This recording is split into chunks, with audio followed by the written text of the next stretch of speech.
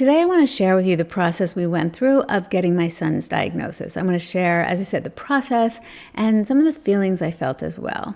If you're here, maybe you're in that space too, noticing something about your child that doesn't feel quite right. This doesn't feel like it's in line with what everybody tells you they should be doing, but you don't quite know what that means yet. I want to tell you how I believed my son was autistic before the diagnosis and what I've learned from the experience that might help you trust yourself. So 24 years ago, my son was a joyful, talkative toddler. He had a huge vocabulary, and he even had a larger vocabulary than my neurotypical daughter had at the same age. She's 2 years older than he is. I still remember him standing in the dining room, belting out Frère Jacques in French, just to hear the echo of his little voice. So when his language development slowed down around his second birthday, I started to get that uncomfortable feeling that something wasn't right. I had equal parts concerned that on the one hand, something was going on with him, and on the other hand, that I was turning into a neurotic mother. Back then, autism wasn't talked about like it is now. It was on my mind as a concern, but it was confusing because he was a verbal, curious child.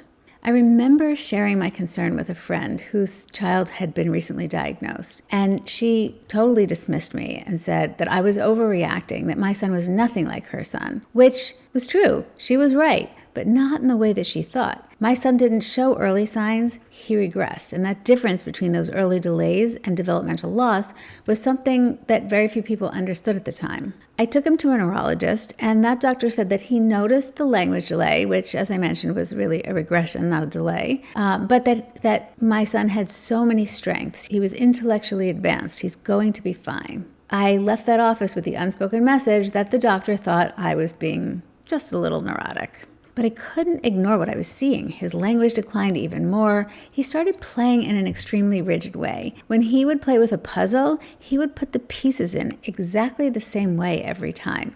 And if I was sitting next to him and playfully put a piece in, and it was the wrong piece at the wrong time, he'd dump the whole thing out and start over. He also, every morning, he would build the exact same Lego structure. You know those big, like, Duplo blocks? I don't know if they make them anymore, but he would build the exact same structure, the same number of blue blocks every day, followed by the same number of yellow blocks, followed by the same number of red blocks, every single day. It was precise, repetitive, and increasingly isolating. I'd love to know, what were the first signs that made you start wondering? Or what was your experience around getting a diagnosis? I would love to hear in the comments, because your story might help another parent feel a little less lonely today. So that was when I called a developmental pediatrician, and there was a really long wait list, but I called every single day until there was an opening. She gave him the diagnosis PDD-NOS, which stood for Pervasive Developmental Delay Not Otherwise Specified. That was really popular back then when people were reluctant to use the word autism. She then said that she thought that within a year, with proper therapy, I think he'll be indistinguishable from his peers. It felt really reassuring at the time, and I think she really believed what she said, which is why watching 7 months of him continuing to decline further, even with the therapy he received, was so hard to watch and accept. So 7 months later, I brought him back, and her words, "I'm shocked at how autistic he is." The emotional experience at the time was completely overwhelming, which, if you've been through this or are going through this, I'm sure you can relate to that. By 2 years, 9 months, he had lost every single word. The two professionals who had observed him months ago believed that whatever the diagnosis might be, he was nearly typical. But on the other hand, I could feel the decline, and deep down, I knew I wasn't imagining what I could see right in front of me. Looking back, I want to share a few things that I wish someone had told me back then. Because if you're in that fog now, if you're wondering, second-guessing, Googling at midnight, you're not alone and you're not crazy.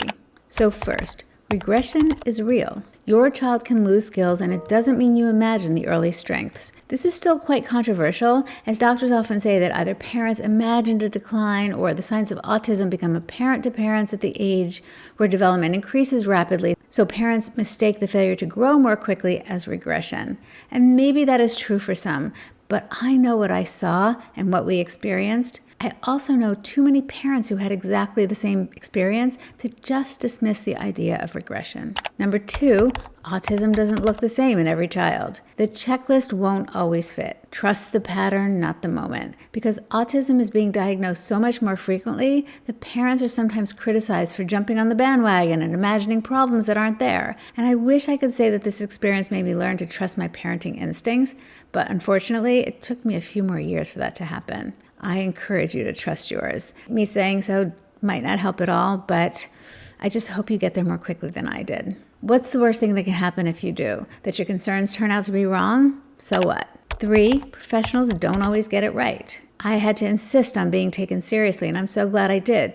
Look, I am deeply grateful for all of the professionals in our lives who helped us on our journey. I can also appreciate that any child's presentation can be complex. It's the nature of the neurotype. I do not feel critical of the things doctors said that turned out to be wrong because they weren't visionaries. They don't have crystal balls. What I'm saying, I guess, is it's back to trusting yourself and your instincts. 4, you don't need a label to start supporting your child. I'm not saying don't get a diagnosis. I am certainly in favor of getting a diagnosis so that you can get all the help that you need. It's more that sometimes there's a long process to go through and you feel like you're losing time. And my point is more that as the parent, there's so much you do to contribute to their development. You can respond to their needs now while you're pursuing that clarity before you have the official diagnosis. There's so much, as I said, that parents do to support their children's development. Don't underestimate that. And number 5, your gut knows when something's up, even if your partner, your pediatrician, or even your own mother tells you otherwise. One thing that I also tell parents frequently is that their child is the same little person that they knew before the diagnosis as they are the day after. That's something that sometimes takes some time to process because the moments right after diagnosis are such a roller coaster of emotions. What do I do first? What do I do if I'm wrong? What do I do if my child never progresses?